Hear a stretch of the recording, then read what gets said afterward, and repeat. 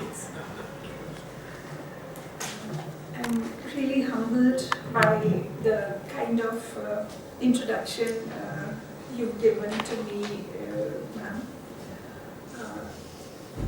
At the onset, my only submission is that I'm yet another student like any one of us who's been delving in the realm of social sciences to understand people and society.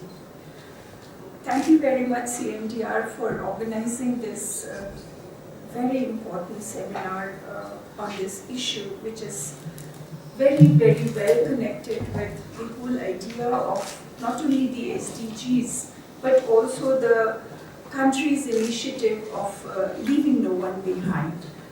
In the sense, like we've been talking about inclusive policies, we've been talking about inclusive development. To my mind, this seminar lays fairly much the propulsion in that whole argument. So I wish to put on record my gratitude to the director, Professor Acharya. Thank you so much, sir, for organizing this. I also wish to put on record my gratitude to Dr. T. Brahmanandam, the seminar director, for literally, goading me to be here in person. I was a little conscious of the fact that these days we are not getting enough funds to do these activities. So my first suggestion was that if it's fine, I would want to be there online. It'll save you money to bring people to a closer home rather than investing a lot of money for just one person. But nevertheless, insistent and the perseverance that he has, I'm very much here in person, and I'm thankful for having, adhered to his, persuasive, attitude towards bringing me here. Thank you so much for bringing me. I'm also grateful and I'm really humbled that I'm sharing the dais with Professor Narasimha Reddy. Sir, it's always been a pleasure to read your work and imbibe it in my teaching and sharing it with my students each time they've embarked upon anything which has got to do with the economic realms. Thank you so much, sir, for being there. Thank you to, I'm sure I don't really have to, but I'm sure since I'm sitting on this place and sharing my ideas, I'm grateful that all of you are here sitting and agreeing to listen to me, perhaps what I'm going to say. I'm not really going to say anything new that we might probably be having in terms of. What I'm going to talk about is, has already been alluded by Professor Jerry. The moment we talk about populations which are indigenous, populations which are labeled as tribal populations by way of their socio-cultural nuances, by way of their living styles, their social markers, and of course the administrative designations that we have now given to scheduled tribes per se. I really find it important to dwell on how do we see these communities within which, and let's remember, tribal population per se is not homogeneous, it's already been stated very well, 700 odd plus number of tribes that we might be having. We have spreading across the length and breadth of the country. So to be able to give the kind of respect and dignity which each one of us expect for ourselves is what perhaps it is important. And I'm glad that Professor Judy has already laid the pointer which is directing towards the knowledge system which prevails among them. Most of the time, we start with othering, you and us, they and us, and therefore they who perhaps do not know anything, they live in the jungles, Vanavasis, Adivasis, and the titles such as these, which in the minds of so-called developed species who live in urban spaces of different kinds, believe them to be lesser than those of us who are, let's say, non-indigenous or non-tribal. And you very rightly marked it, sir, that we need to overcome this feeling. Perhaps a much larger input of knowledge rests within them, be it honing the employment, be it medical knowledge, healing systems. We all have to kind of take cognizance of that and respect them. And that's precisely the reason why I probably want to begin with the idea of, when we are talking of access to resources, what is the kind of resource that we endure to by way of those of us who fall in the category of indigenous populations versus those of us who are, if I may use the phrase, non-indigenous. Because access to resources, services, different kinds of opportunities, whether we like it or we don't, have differed for each one of us, both as individuals or as members of particular population groups. And therefore, I think this is why the governments and the agencies, international and national, have always strived to kind of bring in certain kind of equitable distribution, wherein we might have certain kind of accesses which are not only resting among some of us as compared to the rest of us. And since I work in the area of health, I'm going to peg a lot on health. And to begin with, perhaps universal access to health care is the pointer I would want to begin with, wherein the state as such has been fairly much concerned to ensure that each one of us has access to the kind of services which are needed to make us healthy. And good health and well-being is one of the mottos not only of the SDGs, but also of the if I may say, the national slogan, the whole if I may say, emphasis that we give to the 22nd of June, yoga, good lifestyle is largely to ensure that we are healthy enough. And from that perspective, I think the third SDG, which is impact on good health and well-being, connects us directly to the idea that this good health and the realm of well-being should be equitably accessible through various kinds of services which are embedded in terms of the programs and the policies, which to my mind have got to do a lot with the sub-plan itself, which has been in place for a very long time. It doesn't seem to be a new element in terms of tribal development. We've got a whole history of these projects, these plans which are addressing the needs of the tribal population, if I may say so. Therefore, what is important is to be considerate about the different kinds of layers of disparities with which we find ourselves embedded as a nation, as different communities within the nation. We're laden with the markers of social identities, religion, ethnicity, linguistic differences, regional, for instance, too. We really have to revisit these considerations if we want to address universal access to healthcare to all people. And this is also important perhaps in the context of the fact that as human beings, now that we are talking about One Health, also because human health is intersecting with what's happening to the animal world around us, what is happening to the plant world around us. And we've just had the spikes of COVID and the spikes of bird flu and HN1, etc., which very well transcend from how malaria itself, for that matter, a tiny little creature, creates that dengue. So that realm of interconnectedness probably makes it more important to recognize these differences and see how these markers become important when we are recognizing these differences, social, physical, social-cultural, political, and even psychological. A lot of psychosomatic disorders rest upon what is the background in which we are locating ourselves, in which we are located. So these very markers become, the axis of inequality.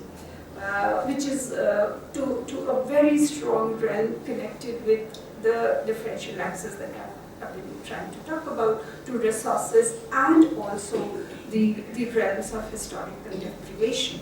And I say this very consciously because, again, if I bring you back to the idea of why we've been talking in terms of the tribes, in terms of they, who do not have knowledge, who do not know things the way we as urban creatures know, that has left them in terms, with a lot of deprivation historically in terms of the access to access to resources, which is mandated for human development.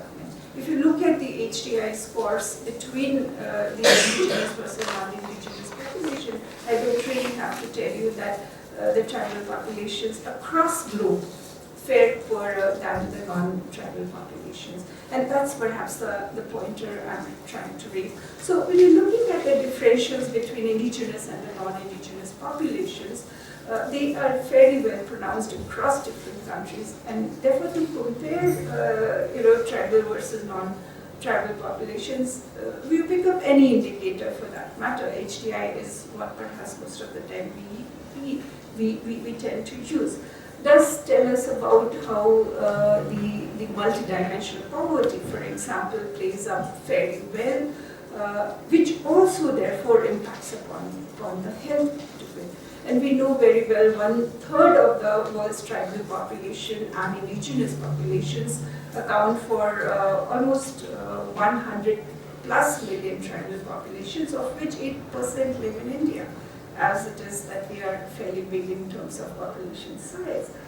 And these are the ones which I think have fairly heterogeneous socio-cultural, economic nuances in which they are embedded.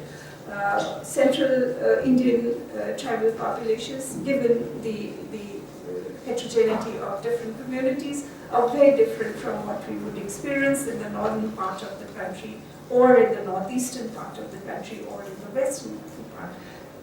And I think that goes by with the larger population context also. And therefore, I think recognizing this when the WHO, way back in 2018, takes cognizance of these across globe also, therefore, it is important to understand what, therefore, and why inequity becomes important, because that's where perhaps WHO also recognizes that unjust differences in health across people of different social groups, which can be actually linked to form, to the different forms of disadvantages such as poverty, such as discrimination, and lack of access to services and goods becomes important. And what perhaps differentiates it, therefore, from inequality is the element of unjust difference. As human beings, living on the same planet under the same governance, should have that access which is available to the rest of us as non-tribal populations, and therefore that recognition becomes very important. And I say this fairly consciously. If you look at the remoteness, the geographies of remoteness in which most tribal populations are located, let's superimpose the health system and health infrastructure in these geographies. The remoter the place is, fewer is the infrastructure, as well as the pegs within the system that are accessing it. And that's where perhaps the local healers become very important. You've given the example of this, I'm sorry, I'm missing out on the name, this lady who has delivered 15,000 babies without failing a death, without having a death occurring to the mother and the child. In the remote areas where 108 cannot reach, where your trained birth attendants cannot reach, it's the local birth attendant who is delivering the child. When we look at the NFH's data, till date, 11% of the total births are delivered by the traditional birth attendants. And therefore, you very rightly pointed out, to the merit of these local healers, who extend themselves, who make themselves available where the system is unable to reach. And therefore, assimilation of these providers within the larger system is important. And I think through the 80s and the 90s, the WHO did make that effort. You had the TBAs being trained to conduct the quote unquote, more in refined fashion. But let's remember, it was not very feasible for the market, and therefore the redundancy which was created for this set of care providers, and which prevails even beyond the maternal and child health. We see the whole negation of indigenous knowledge system. You said the tribal populations are so very well organized in terms of rejuvenation of the environmental inputs. They know which plant to cut, how much to be able to allow it to rejuvenate for the next time point when they would require it. Similarly for healing systems, health care provisioning. They are far more educated in that sense, but we from outside, from the conventional medical systems of Western knowledge domain, we feel we are the ones who will have to go and codify them. Right? And we're doing it. I think it's an institute in Bangalore, if I recall correctly, which is doing it. So my worry or concern is like traditional knowledge, which is intergenerational, you said it fairly much, that is being codified by those of us who have training of just about 5 to 7 years in the Western medical system. Why are we doing this? I stand here to be educated on that. So similarly, when we look at these realms of connect or disconnect that I'm trying to draw between indigenous versus non-indigenous populations, the thought that we know better than them in itself is where we need to kind of look at.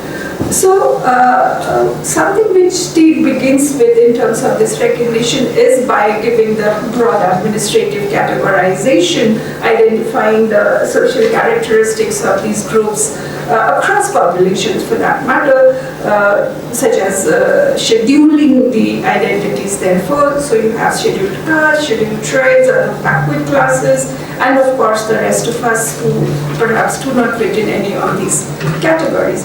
So the Constitutional Drafting Committee way back then took cognizance of these elements of marginalization across some of the social groups as compared to the others. So these specific population groups were, there were realms of ensuring that accessing these services, opportunities, resources will need to be safeguarded, and therefore we started into the realms of, we embarked upon the realms of affirmative action policies, which formulated, which were formulated consequent of this recognition, and we still adhere to those. Often I think, if I may bring, some of the realms vis-a-vis health. I hope I have time, Dr. Brahmananda, a couple of minutes more. What is important perhaps to take note of, despite the affirmative action policies being in place for a fairly long time now, we still have, dropouts happening. We still have mortality differentials across social group fairly much more. Although we see the upward trends across all indicators that we might want to take on board, levels of literacy or access to going to health center, for example. But then the gap which has existed across social groups has maintained itself in last, if I take the census data itself or NFHS data, you see the gap prevailing as much, and therefore I think we need to revisit the way policies and programs have been implemented on ground. in this implementation, what are the nuances of the access to these resources which are being made available perhaps becomes very, very important. Because despite of these affirmative action policies, if you look at the tribal population particularly, and we are still restricting ourselves to the scheduled tribes which are only recorded administratively, we're not yet getting into the semi-nomadic, nomadic, denotified tribes also. They continue to be, landless, poverty levels are high, mortality is high, dropout rates are high, and therefore all of these systems and in their intersections, it needs to be really taken care of. Undernutrition is fairly high among, despite the fact of this indigenous knowledge that you still talked about. Now, another realm which becomes very important is also in terms of emulation. The moment I am treated as somebody lesser than the others, I start to emulate the others. And in that emulation, perhaps what was indigenous and better for me is given up, and I also want to do the, take on the packed food, etc., etc. You'll find the Lay's packets and the Maggi packets in remotest of the areas, and therefore that using that for me in that remote area becomes also a marker of modernizing. I'm a modern woman and therefore I'm giving that to my food.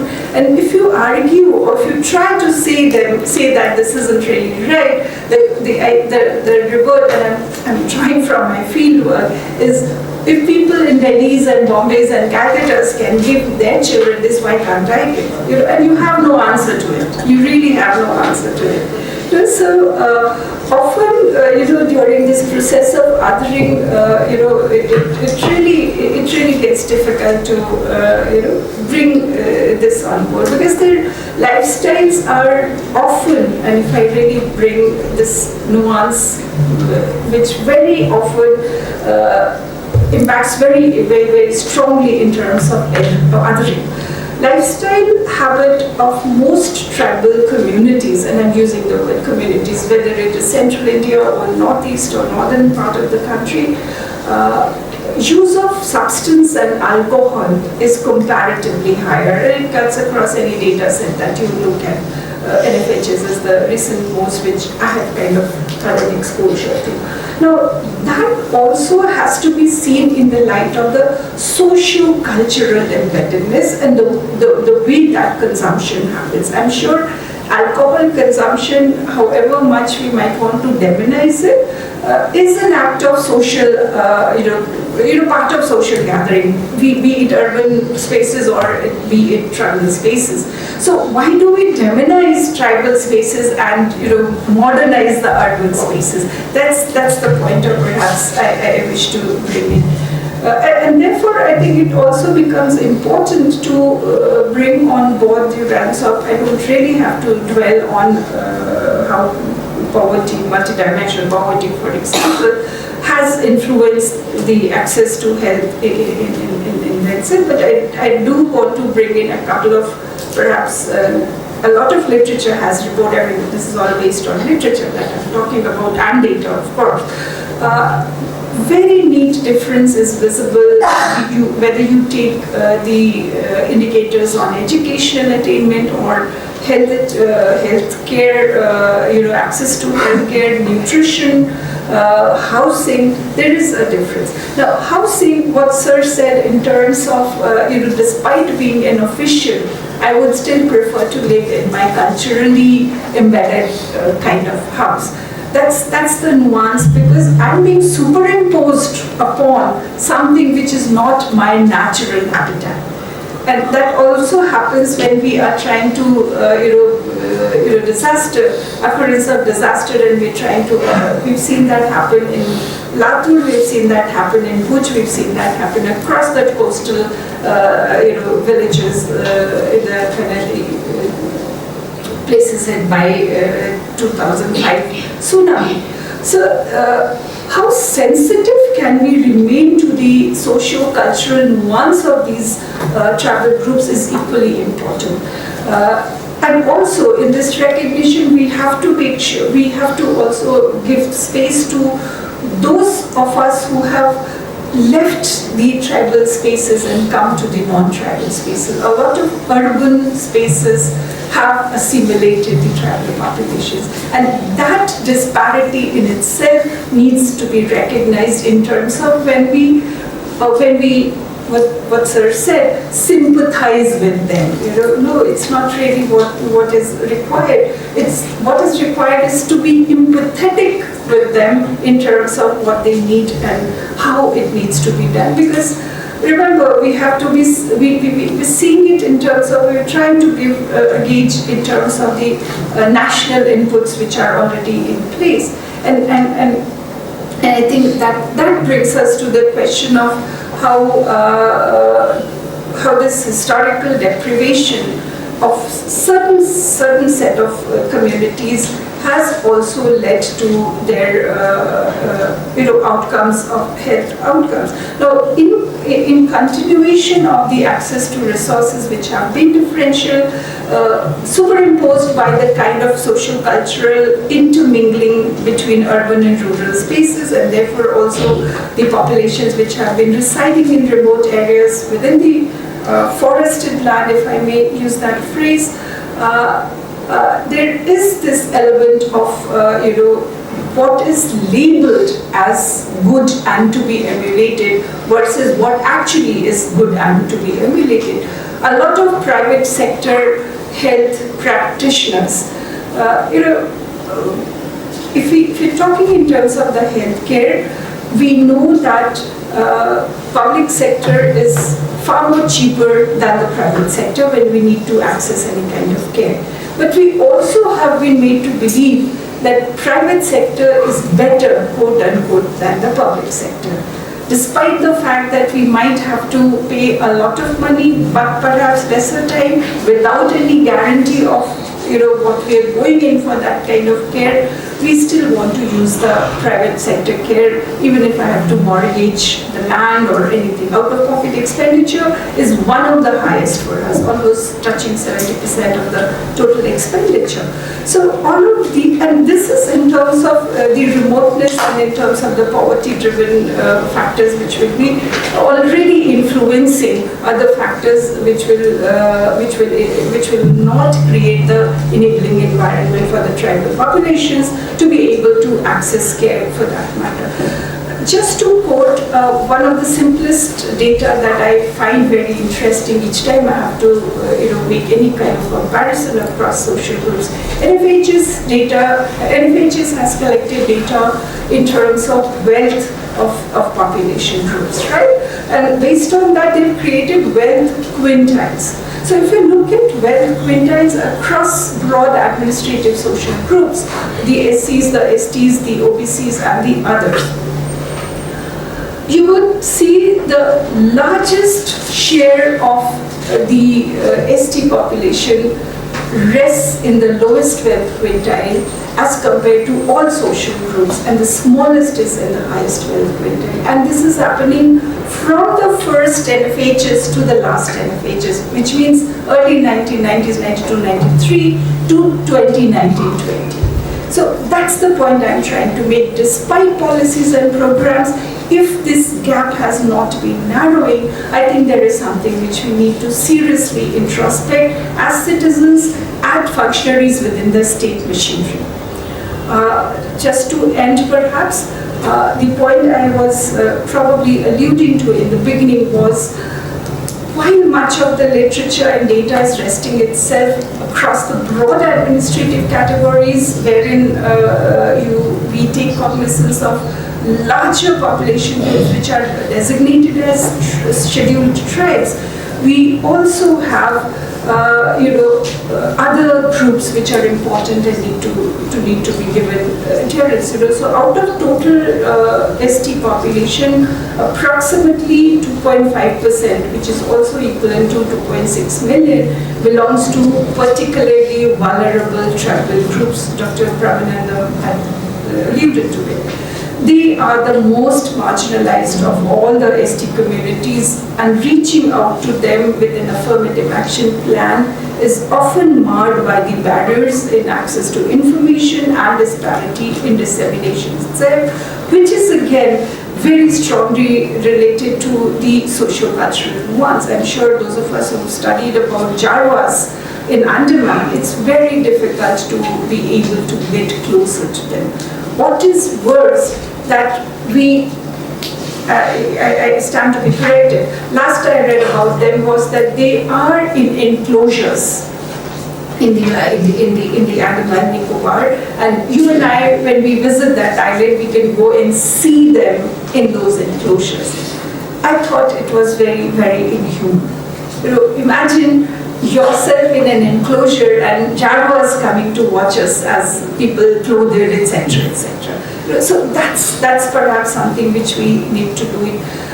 It is difficult. In fact, Professor Anmita Abi's work is on that community, which won her the Padma Award also, is where perhaps we need to, and they are, in fact, the point, Professor Abi's work deals with the linguistic development of that community. It seems one of the most difficult linguistic realms in which these Jarwas have evolved their language. Then there is this realm of the denotified and nomadic, semi-nomadic communities who are not even recognized as citizens of the country.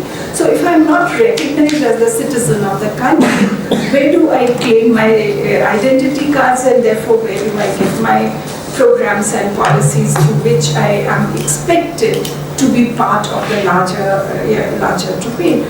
Renke Commission, I'm sure many of us are familiar with, which was set up, remember, as late as 2005 and gives its report in 2008. There were about 1,500 nomadic and semi-nomadic tribes and 198 denotified tribes, which is almost something to the tune of 150 million Indians without any identity, to be able to stake any claim in any kind of affirmative action plan that state has put in place. So state's efforts in context of this non-recognition are going down the drain.